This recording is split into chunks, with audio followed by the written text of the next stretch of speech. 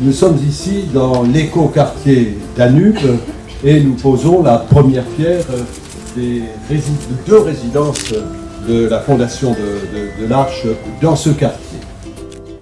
C'est l'association des Amis de l'Arche en Alsace qui porte ce projet depuis longtemps. Dans les deux résidences qui vont s'élever, vont vivre en tout 24 personnes. Dans chaque résidence, 12, d'accord ? 6 personnes avec un handicap mental, 2 personnes qui seront salariées pour les accompagner, 2 jeunes en volontariat de service civique et, cerise sur le gâteau, 2 amis qui vont vivre là et qui vont partager du temps gratuit avec eux. Voilà. Chaque personne, chaque pierre, si vous voulez, a des talents. Et si on insère, si on met cette personne au milieu des autres, eh bien, ces talents deviennent une chance pour la société, deviennent une chance pour nous, deviennent un cadeau et non plus une charge. Et c'est ça qu'on veut faire. Le choix de l'écoquartier Danube pour accueillir cette résidence n'est pas neutre. C'est avant tout un vrai morceau de ville en devenir qui, pour développer de la diversité sociale et fonctionnelle, promeut une approche partenariale. Cette approche est bien réelle avec les Amis de l'Arche à double titre. Tout d'abord, avec tous les partenaires présents sur Danube, et les récentes manifestations comme les portes ouvertes du quartier de la semaine dernière peuvent en témoigner. Le projet est en train de se construire en même temps que le quartier, c'est-à-dire qu'on ne vient pas implanter un projet d'une structure dans un quartier existant. Il naît avec l'ensemble du quartier et avec l'arrivée de tous les habitants.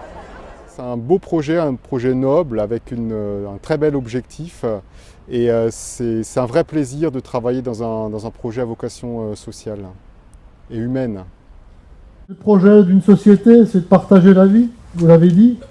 Eh bien, je crois que quand on sait tous se donner la main pour partager cette vie, elle sera plus belle, plus intéressante, plus dynamisante aussi, parce que de tels projets font en quelque sorte aussi jurisprudence, non seulement ici à Strasbourg, mais partout ailleurs aussi. Les personnes handicapées réaffirment que nous avons finalement tous besoin les uns des autres pour grandir, pour nous épanouir et pour même vieillir. Un des signes de la belle complémentarité, c'est que je représente Christian Becker. Voilà, président de l'Union des Églises protestantes de France. Je remercie vivement Jean Vanier pour la très belle intuition de l'Arche réunissant sous un même toit des personnes avec ou sans, ou prétendument sans, handicap.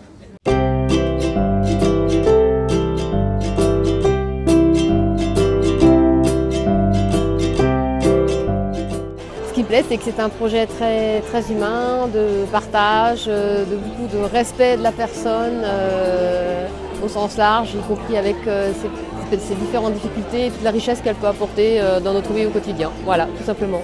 Il reste à souhaiter que le plus rapidement possible ces deux résidences soient opérationnelles et qu'elles rendent le service public à ces catégories de citoyens qui méritent particulièrement notre attention pour assurer ce que j'ai appelé tout à l'heure, le vivre ensemble à Strasbourg. Merci à vous.